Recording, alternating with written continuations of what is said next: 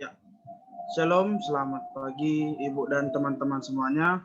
Ya, kami dari kelompok 5, kelompok teologi Kitab Yosua, Hakim-Hakim dan Rut, akan mempresentasikan hasil diskusi kami mengenai teologi Kitab Yosua, Hakim-Hakim dan Rut. Nah, boleh di next slide-nya.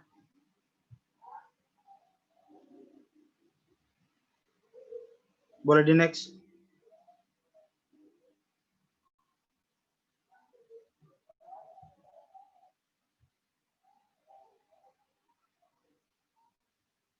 Ya, boleh kita sama-sama lihat ke slide-nya. Kitab Yosua, Hakim-Hakim dan Rut adalah puncak daripada pernyataan Allah kepada bangsa Israel. Nah, di dalam kitab Yosua, Hakim-Hakim dan Rut ini mencatat satu segmen daripada sejarah Israel yang dimana memperhatikan tentang konteks daripada kesejarahan atau peristiwa yang terjadi kepada bangsa Israel semasa perjalanan rohani mereka, mulai dari mereka keluar daripada tanah Mesir hingga pada ke tanah perjanjian yang Tuhan janjikan kepada mereka. Nah, di dalam kitab ini adalah puncak daripada pernyataan dari sejarah bangsa Israel. Nah, di dalam slide-nya ini dikatakan puncak dari pernyataan sebelumnya. Maksudnya adalah puncak dalam kitab Pentatuk. Puncak dalam Pentatuk. Puncak dalam Pentatuk ini menyatakan bahwa manusia harus memiliki prinsip. Pernyataan-pernyataan di dalam Pentatuk atau hukum Musa memberikan dua hal yang membantu bangsa Israel untuk menyadari bagaimana bersekutu dengan Allah yang Maha Kudus dan bagaimana mereka yang sangat berdosa terhadap Allah. Nah, di situ ada di dalam kitab Kejadian. Di dalam kitab Kejadian menekankan bahwa Allah sebagai yang Maha Kuasa dan setia. Kemudian diciptakan menurut gambar dan rupa Allah, berbuat dosa dan tidak mau datang kepada Allah, sehingga manusia diasingkan. Nah, di dalam kitab Kejadian ini seperti sudah kita singgung di presentasi sebelumnya. Nah, Allah di sana di dalam kitab Kejadian Allah sebagai yang berkuasa, yaitu dalam artian karena Allah adalah sebagai penciptanya, sebagai yang menciptakan, makanya Allah bisa berkuasa. Dan manusia diciptakan segambar dengan Allah atau serupa. Jadi Allah memberikan kuasa atas manusia dan manusia jatuh ke dalam dosa sehingga manusia diasingkan. Nah, diasingkan, diusir dari Taman Eden maksudnya. Jadi karena mereka berbuat dosa, mengiyakan daripada kehendak mereka sendiri, tidak mendengarkan daripada perkataan Allah. Makanya mereka diasingkan. Di dalam kitab Keluaran menekankan kedaulatan Allah kepada manusia melalui pembebasan dan perbudakan. Ya, kemudian manusia sebagai objek pembebasan dan diadopsi oleh Allah. Di sana dikatakan menekankan kedaulatan, diceritakan bahwa manusia sebagai orang yang diperbudak atau perlu ditebus daripada perbudakan di tanah Mesir. Nah, jadi Allah menyatakan kedaulatannya atas yang menimpa mereka, masalah yang menimpa mereka, perbudakan yang menimpa mereka, karena bangsa Israel ini adalah bangsa pilihannya Allah. Jadi Allah menyatakan kedaulatan yang besar kepada bangsa Mesir, membebaskan mereka dari perbudakan di tanah Mesir. Kemudian dalam kitab Imamat menekankan adalah tentang kekudusannya, di mana digambarkan tentang manusia yang berdosa yang kontras dengan Tuhan yang kudus. Nah, manusia yang berdosa dengan Tuhan yang kudus. Jadi ada perbandingannya.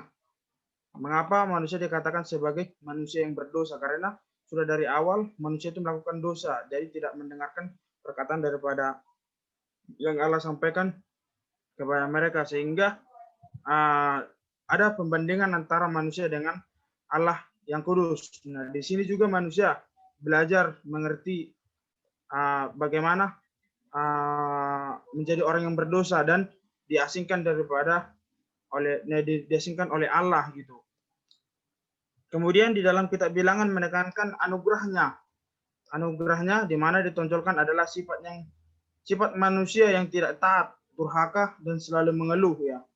Ini adalah salah satu sifat yang bangsa Israel tonjolkan juga sewaktu perjalanan mereka gitu. Jadi setelah Allah menyatakan dirinya kepada mereka semasa mereka keluar dari tanah Mesir, jadi sifat yang manusia tonjolkan ini tidaklah baik gitu, karena mereka tidak bersyukur gitu, tidak bersyukur dalam artian lebih banyak mengeluhnya daripada hal bersyukurnya dengan yang Tuhan berikan. Mengeluhnya, tidak taatnya, jadi sungut-sungut yang datang kepada mereka. Makanya sifat manusia itu yang lebih ditonjolkan adalah sifat yang tidak baik. Dalam kitab Ulangan menekankan kasihnya, di mana manusia dipandang sebagai objek yang tidak layak menerima kasih setia Allah yang teguh.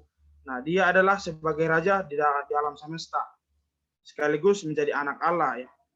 Jadi Allah telah memberikan kasihnya sebelumnya kepada manusia.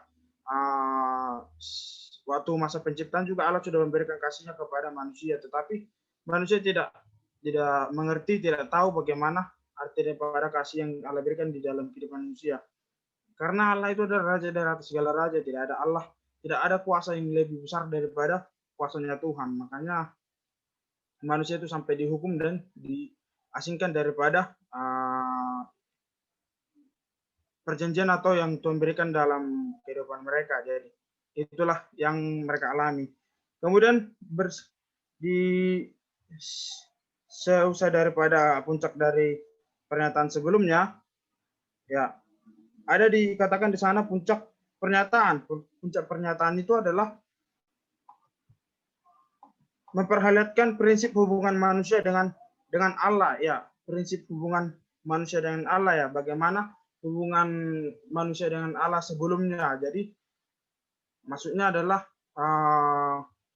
karena manusia digambarkan sebagai manusia yang berdosa, jadi perlu memperhatikan prinsip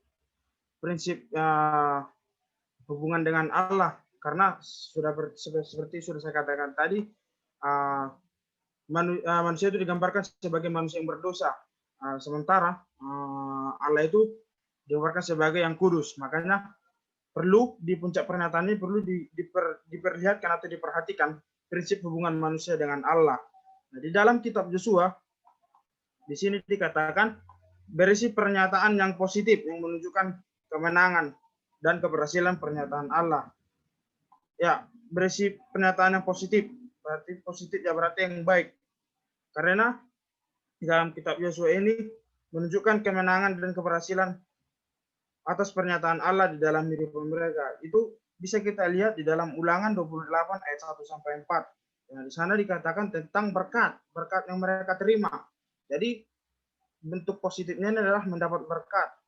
Nah, jika kita mau dibentuk oleh Tuhan atau pernyataan Tuhan ada di dalam kita gitu ya, berkat akan datang kepada kita, akan memberkati kita jika kita tetap setia pada perjanjian yang Tuhan berikan kepada kita gitu. Jadi jika kita sungguh-sungguh gitu, maka berkatnya akan kita terima seperti dalam Ulangan 28 ayat 1 sampai 4. Nah, dalam kitab Hakim-Hakim, nah kejadian-kejadian yang ditampilkan bersifat negatif. Kenapa bersifat negatif? Karena mereka melakukan yang benar menurut pandangan mereka sendiri, sedangkan itu berlawanan dengan apa yang Tuhan kehendaki atau Tuhan mau. Makanya mereka sampai mengalami kekalahan dan kegagalan ya. Kenapa dikatakan bersifat negatif tadi ya? Karena mereka tidak mau menuruti perkataan yang Tuhan berikan. Mereka lebih memandang kepada perkataan yang Tuhan kepada perkataan mereka sendiri ya. Jadi mereka lebih memandang apa yang mereka pandang baik menurut pandangan mereka sendiri daripada perkataan atau pembenaran Tuhan dalam kehidupan mereka. Makanya mereka berlawanan dengan Tuhan gitu. Sampai Allah menyatakan atau membuktikan mengenai peringatan Musa di dalam Ulangan 28 ayat 15 sampai 68. Allah sampai menurunkan kutuk. Kutuk itu adalah hukuman atas mereka karena mereka tidak mau mendengarkan apa yang Tuhan katakan. Mereka lebih memandang kepada pandangan mereka sendiri. Allah mengutuk bangsa Israel mereka karena mereka itu menyimpang daripada perjanjian yang Allah berikan. Nah, kemudian di dalam kitab Rut mendemonstrasikan bahwa kendati pun di tengah lingkungan yang murtad. Nah, karena di tengah-tengah bangsa Israel ini penuh dengan kesungut-sungutan, makanya sampai dikatakan lingkungan yang murtad. Lingkungan yang murtad itu lingkungan yang sama sekali tidak ada hal tentang firman Tuhan di dalam lingkungan mereka. Mereka dikatakan jadi lingkungan murtad. Bangsa Israel ini adalah bangsa yang besar, tetapi di balik itu semua bangsa ini adalah bangsa yang tegak-tekuk, tidak mau dibentuk atau dikasih firman oleh Allah, makanya sampai dicap sebagai manusia yang berdosa. Nah, namun jika orang memilih percaya kepada Allah dan memberikan kesetiaan kepadanya, maka dia akan memberkati mereka dan menyalurkan berkat bagi mereka. Nah, jadi kalau manusia mau gitu datang kepada Tuhan, jika manusia sungguh-sungguh datang kepada Tuhan, ya Tuhan akan pakai mereka dan menyalurkan berkat kepada mereka, dan melalui mereka juga akan menyalurkan berkat bagi banyak orang. Nah, dari kitab ini membenarkan pernyataan yang disampaikan dalam kitab Pentateuch. Nah, jadi pengertiannya bisa dikatakan kitab ini adalah puncak daripada kitab atau daripada kisah daripada perjalanan bangsa Israel. Seperti itu. Boleh di next.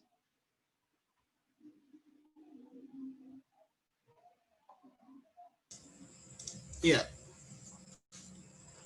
Oke. Baik, saya akan lanjutkan mengenai persiapan untuk pernyataan berikutnya. Jadi kitab Yosua, Hakim-Hakim, dan Rut ini diperlihatkan mempunyai hubungan antara manusia dengan Allah ketika sejarah manusia mulai dipersingkapkan. Dalam kitab Yosua sendiri berisi pernyataan positif, di mana berisi kemenangan bangsa Israel dan juga keberhasilan bangsa Israel, dan juga menunjukkan bahwa pengenapan janji Allah, bahwa Allah setia dalam menggenapi janji-janjinya. Dan kemudian bangsa Israel, kita tahu bangsa Israel akhirnya berhasil masuk ke tanah Kanaan dan berhasil menduduki tanah Kanaan. Akan tetapi mereka tidak menguasai seluruh wilayah tanah Kanaan.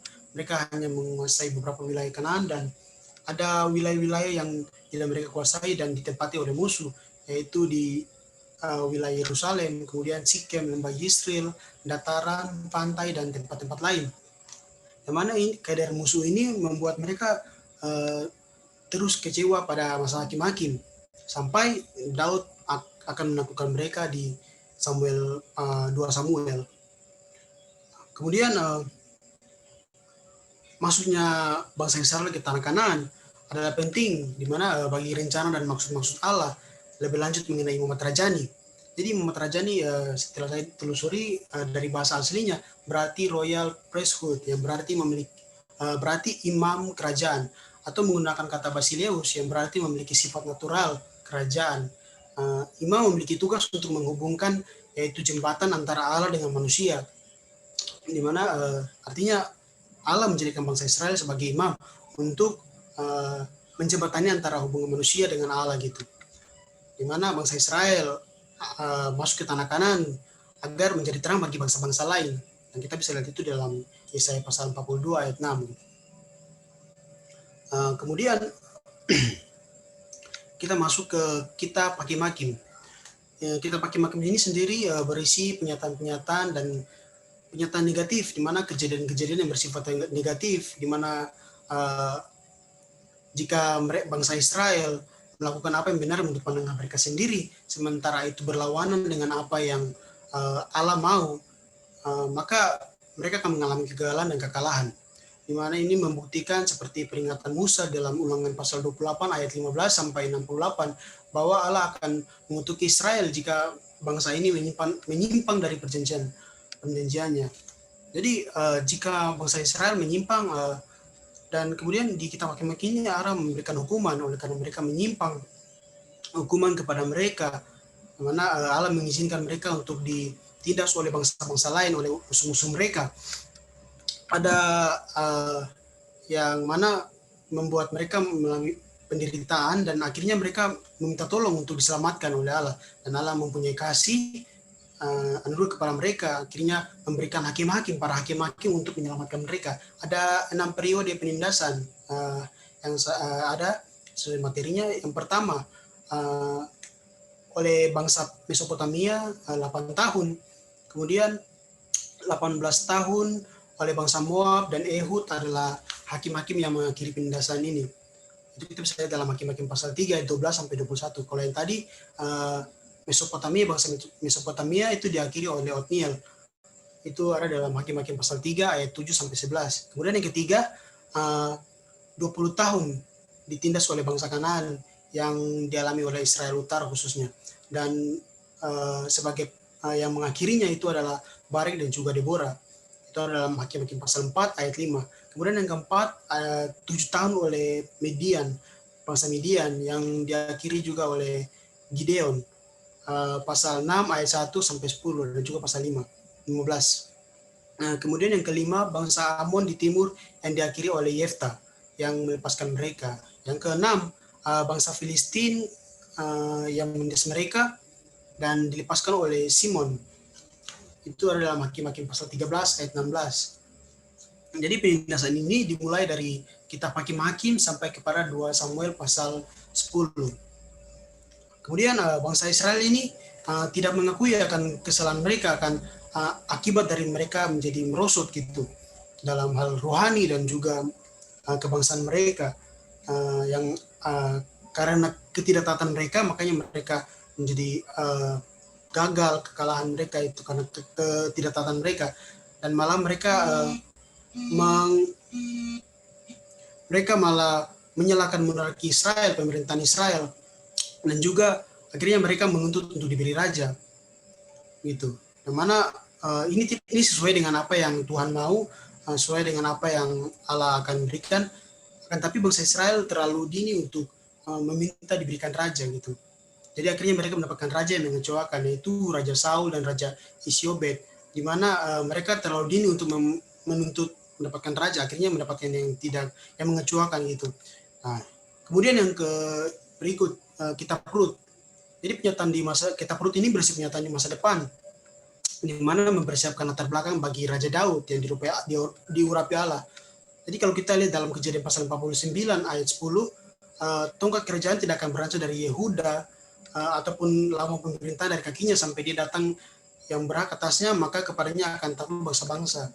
Jadi kitab Rut ini memberikan latar belakang untuk persiapan pemilihan Allah kepada Raja Israel gitu, dan juga menghubungkan dinasti Daud dengan janji-janji Allah melalui silsilah Daud. Itu ada di dalam Rut pasal 4 ayat 18. Jadi kalau kita lihat dalam kitab Rut ini, dia memberikan memasukkan silsilah Daud yang bertujuannya untuk mengkaitkan antara Daud dan Yehuda sebagai penerima janji Allah itu untuk menjadi raja di penguasa masa depan. Dan kemudian ini juga menghubungkan perjanjian Abraham di Kejadian pasal 15 ayat 1 sampai 21. Ayat 18-nya saya ambil. Pada hari itulah Tuhan mengadakan perjanjian dengan Abraham serta berfirman, kepada keturunan mula aku berikan negeri ini, mulai dari sungai Mesir sampai ke sungai yang besar, itu sungai Efrat, yakni tanah orang Keni, orang Kenas, orang Kedom, orang Het, orang Farisi, orang Refarim, orang Amori, orang Kanaan, orang Girgasi, dan orang Yebus itu. Jadi ketika kitab ini mempunyai pernyataan-pernyataan yang mana pada akhirnya akan berhubungan dengan kitab-kitab sejarah berikutnya. Ya. Jadi seperti itu dari saya. Oke, next.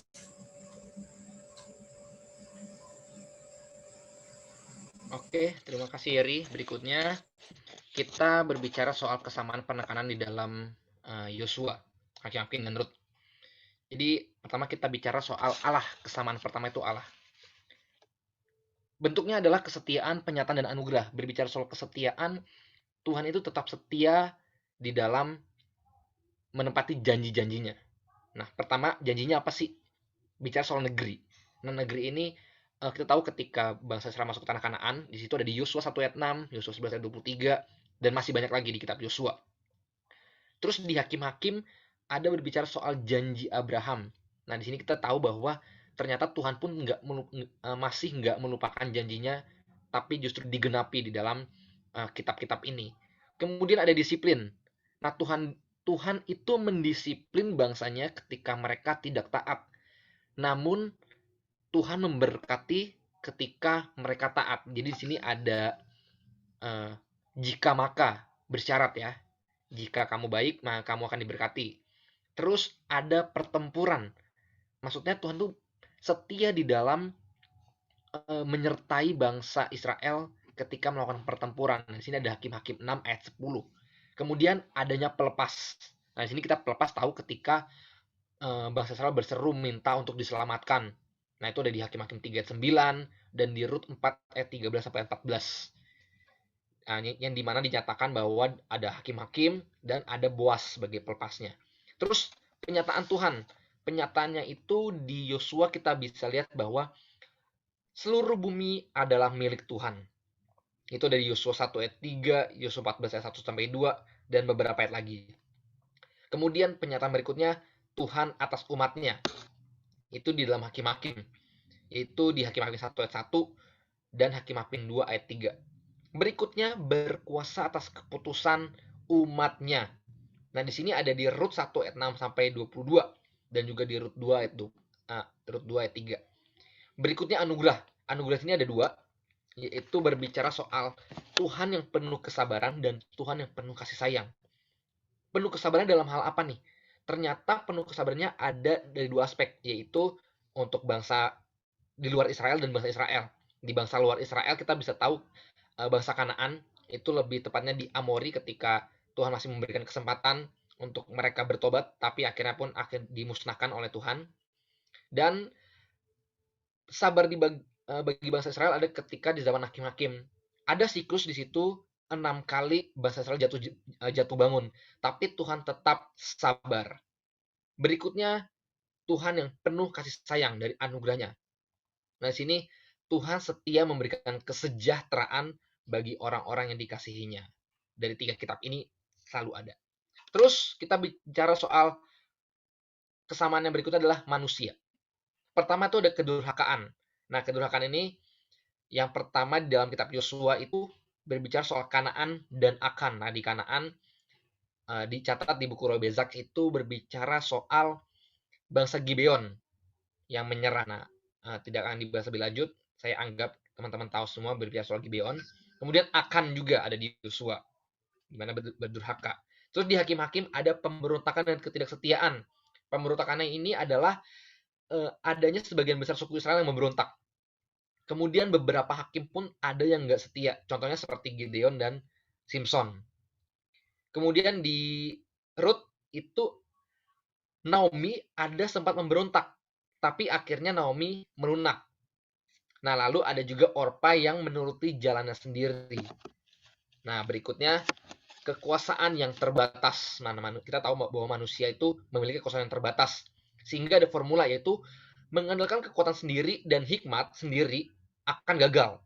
Tapi ketika menyerahkan diri kepada Tuhan dan bekerja dengan giat, itu akan berhasil. Nah, kita lihat ketika di zaman Yosua dan Hakim-Hakim, ketika mereka mengandalkan kekuatan sendiri, mereka menuruti apa yang baik menurut pengertian mereka, mereka gagal. Tapi ketika Yosua berserah, ketika para umat berserah, mereka berhasil. Begitu juga dengan Ruth. Ruth menyerahkan dirinya kepada Tuhan dan dia mempekerjakannya, dia bekerja. Dia pun berhasil akhirnya. Kemudian yang terakhir soal manusia itu pentingnya mengasihi dan berserah. Nah, kita lihat di sini bahwa dari buku Roy Bezak menyadur dari hukum Musa. Formulanya adalah mengasihi Allah karena Allah lebih dulu mengasihi kita. Kemudian ketika kita setia maka kita berhasil. Tetapi ketika kita mengabaikan kehendaknya maka kita gagal.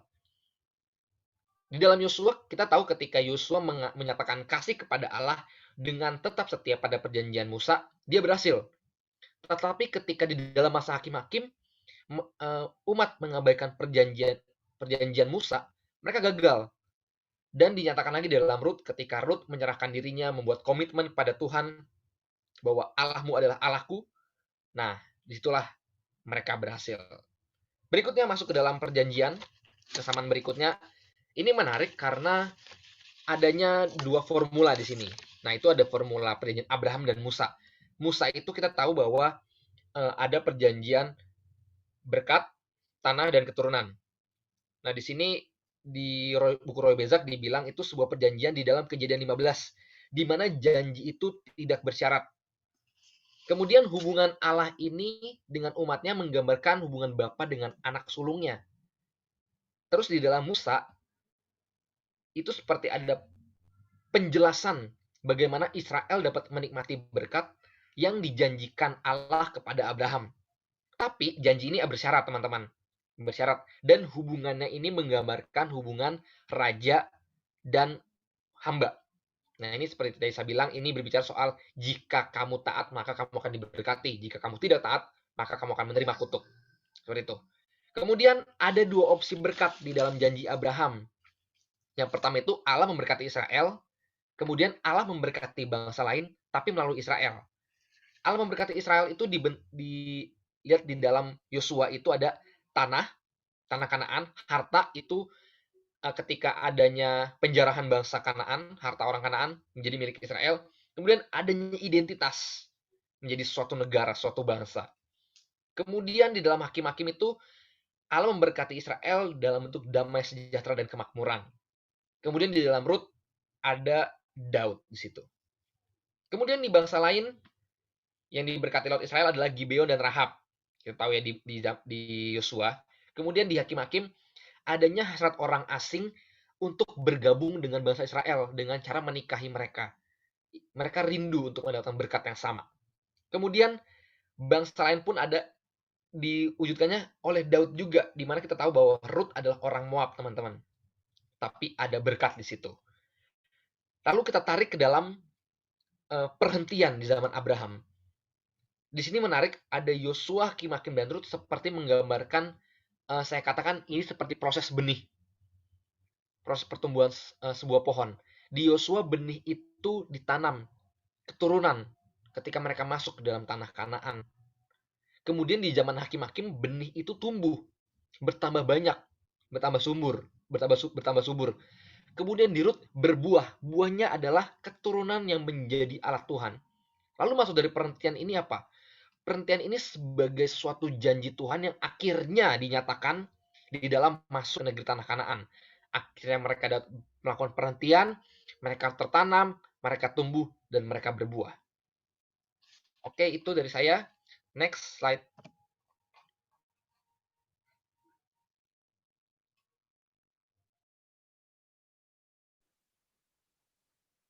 Oke, selanjutnya mengenai penekanan khusus dari ketiga kitab ini, dari kitab Yosua, Hakim-Hakim, serta kitab Rut. Jadi, pertama-tama, saya mulai dari kitab Yosua, yaitu ada dua hal yang ditekankan dalam kitab ini, yaitu pertama kesetiaan Tuhan, serta kebencian Allah terhadap dosa. Jadi, pertama mengenai kesetiaan Tuhan. Kesetiaan Tuhan, apa yang Tuhan setiakan pada bangsa Israel, yaitu adalah tanah perjanjian yang sudah dijanjikan kepada bangsa Israel sejak dulu kala. Jadi Tuhan berjanji bahwa akan memberikan suatu tanah yang berlimpah susu dan madunya bagi bangsa Israel. Oleh sebab itu, di dalam kitab Yosua ini Allah menunjukkan kesetiaannya dengan apa? Dengan memberikan tanah perjanjian itu bagi bangsa Israel. Itu yang ditekankan pertama. Lalu yang kedua, kebencian Allah terhadap dosa. Apa maksud dari kebencian Allah terhadap dosa? Jadi ada 3 ciri khas yang menandai bahwa umat Allah itu dipakai untuk mendatangkan kemenangan dalam kitab Yosua. Jadi pertama itu untuk mereka tunduk pada standar kekudusannya. Dalam melaksanakan operasi penyunatan contohnya ya, mereka secara ritual mendemonstrasikan komitmen kepada Allah dan tidak mengandalkan kekuatan manusia. Itu contohnya dari tunduk kepada standar kekudusan Allah itu sendiri. Lalu kedua, mengenai melayani atau beribadah sesuai dengan petunjuk Allah. Jadi bangsa Israel sudah dilatih untuk di dalam melayani serta di dalam peribadatan harus sesuai dengan petunjuk yang sudah Allah berikan. Serta yang ketiga, berhasil karena keperkasaan Allah. Dan ini adalah salah satu hal yang terpenting karena Allah benci terhadap dosa. Jadi Allah benci bukan terhadap subjek yang melakukan dosanya, tapi Allah benci terhadap dosa yang dilakukannya. Oleh sebab itu, berhasil karena keperkasaan Allah, bangsa Israel berhasil menaklukkan tanah perjanjian itu karena keperkasaan dari Allah itu sendiri, keinisiatifan Allah itu sendiri. Seperti contohnya ketika Tuhan menghampiri Yosua malam sebelum Yosua mengelilingi tembok Yeriko, itu sebagai bentuk kebencian Allah terhadap dosa, mengenai apa yang harus Yosua lakukan. Lalu selanjutnya menuju pada kitab Hakim-Hakim. Kitab Hakim-Hakim menunjukkan 3 poin penting, yaitu pertama kekalahan dan kegagalan Israel, bagaimana Israel gagal, lalu kedua ketidaktaatan Israel, serta panjang sabar Allah. Jadi kitab Hakim-Hakim ini merupakan kitab yang 180 derajat berbanding terbalik dengan kitab Yosua. Jika kitab Yosua memberikan sisi positif dari bangsa Israel, sedangkan kitab Hakim-Hakim memberikan sisi negatif dari bangsa Israel. Jadi pertama mengenai kekalahan dan kegagalan bangsa Israel. Itu terjadi secara konsisten karena Israel tidak berserah dan tidak taat kepada Allah. Tidak taat kepada apa yang Allah perintahkan kepada bangsa Israel. Oleh sebab itu, sebagai contohnya, Tuhan memerintahkan kepada bangsa Israel untuk menghabisi seluruh orang yang ada di bangsa Kanaan tanpa tersisa. Akan tapi bangsa Israel melakukan sebaliknya. Bangsa Israel tidak menghabisi seluruh orang-orang Kanaan, justru menyisakan mereka dan membiarkan mereka sebagai bangsa kafir untuk hidup di tengah-tengah mereka. Orang Kanaan untuk hidup di tengah-tengah bangsa Israel ini. Lalu karena kegagalan tersebut mendatangkan apa? Mendatangkan ketidaktaatannya Israel, yang mana mereka akhirnya menyimpang serta menyembah dewa-dewa bangsa Kanaan itu sendiri. Jika saudara baca dalam Hakim-Hakim 17 ayat 17 sampai ke 18 di 2 pasal ini. Dan karena itu juga membuat mereka berpikir, setiap orang Israel berbuat apa yang menurut mereka benar, menurut pandangan mereka sendiri benar. Jadi apa yang mereka lakukan itu bukan berdasarkan kehendak Allah, melainkan berdasarkan apa yang menurut pandangannya sendiri benar. Itu saudara bisa baca dalam Hakim 17 ayat yang ke-6 atau di Hakim 21 ayat 25. Serta itu tadi yang terakhir menolak membinasakan seluruh bangsa Kanaan. Jadi bangsa Israel benar-benar menolak untuk menghabiskan seluruh bangsa Kanaan. Serta panjang sabar Allah. Apa yang dibahas di dalam panjang sabar Allah? Jadi panjang sabar Allah itu yang dimaksudkan adalah Allah memperingatkan umatnya terhadap kemurtatan yang berkelanjutan di dalam Hakim-Hakim 2 ayat 1-4. Jadi Allah senantiasa memperingatkan, senantiasa sabar, senantiasa menunjukkan kesetiaannya. Dengan cara apa? Dengan cara memberikan peringatan terlebih dahulu kepada umatnya. Supaya apa? Supaya tidak ada kemurtatan yang berkelanjutan terhadap dewa-dewa dari bangsa Kanaan yang akhirnya mereka sembah. Oleh sebab itu, ketika dalam keputusasaannya Israel senantiasa berseru pada Allah, maka dia melepaskan mereka dari para penindas sebagai ada siklus dosa, perambahan, permohonan, dan penyelamatan yang berulang-ulang yang menekankan supaya apa? Supaya anugerah Allah yang melimpah bagi orang berdosa yang durhaka seperti dalam kitab Yosua yang berjuang memimpin umatnya, dialah yang melepaskan mereka. Oleh sebab itu panjang sabar Allah senantiasa diberikan karena bangsa Israel itu sendiri dalam kitab Hakim-Hakim ini. Lalu menuju ke dalam kitab Rut, pertama dia membahas mengenai kedaulatan Allah serta anugerah Allah. Jadi apa itu kedaulatan Allah? Kedaulatan Allah tidak dapat dihalang-halangi mengenai janji keturunan bagi Elimelek, bahwa dari keturunan bagi Elimelek dari suku Yehuda akan apa? Akan melahirkan seorang raja yang mana nanti akan melahirkan Daud sebagai seorang raja. Itulah kedaulatan Allah yang tidak dapat dihalang-halangi oleh apa? Oleh Rut. Jadi kalau kita baca sejarahnya, Rut adalah bukan orang bangsa Israel, tapi Rut adalah orang Moab yang pindah ke bangsa Israel. Akan tapi Rut menerima anugerah Allah. Sebagai poin kedua, anugerah Allah yang tidak terbatas. Kenapa Rut bisa menerima anugerah Allah yang tidak terbatas? Karena kuncinya adalah iman Rut kepada Allah, yaitu apa? Rut senantiasa mematuhi serta mengikuti apa yang Allah kehendaki. Oleh sebab itu, Rut dihormati oleh bangsa Israel dan Rut menerima anugerah dari Allah yang tidak terbatas. Oleh sebab itu, Rutlah yang apa? Yang akan nanti membantu menerapkan, mengeksekusikan janji dari Allah bahwa akan ada keturunan seorang raja dari suku Yehuda, yaitu Daud. Lalu selanjutnya mengenai isu yang akan kami bahas, kesimpulan terlebih dahulu.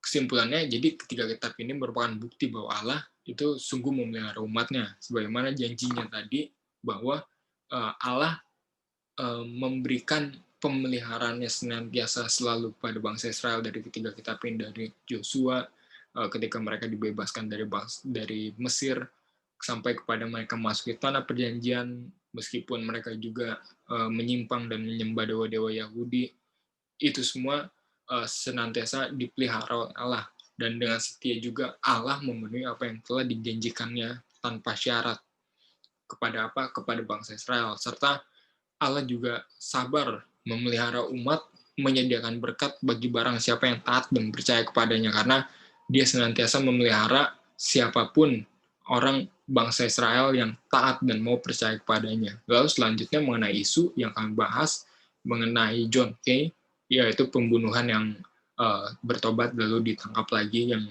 sesuai dengan konteks kekinian di dalam kitab Yosua dan Hakim. Dan refleksi yang kami berikan yaitu, oleh karena pemeliharaan Tuhan kepada kita, sudah seharusnya ketaatan yang kita lakukan kepadanya itu bukan lagi atas dasar kewajiban, melainkan karena kita menghargai kasih karunia Allah oleh pemeliharaan. Nah, karena kita sudah hidup di dalam perjanjian baru, ketaatan yang kita lakukan itu bukan lagi seharusnya berdasarkan kewajiban, akan tapi berdasarkan penghargaan karena kasih karunia Allah yang telah memelihara kita.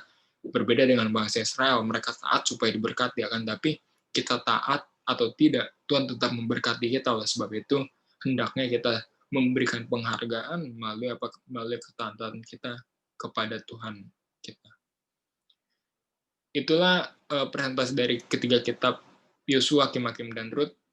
Terima kasih atas waktunya. Kami mengucapkan terima kasih sekali lagi. Tuhan Yesus memberkati.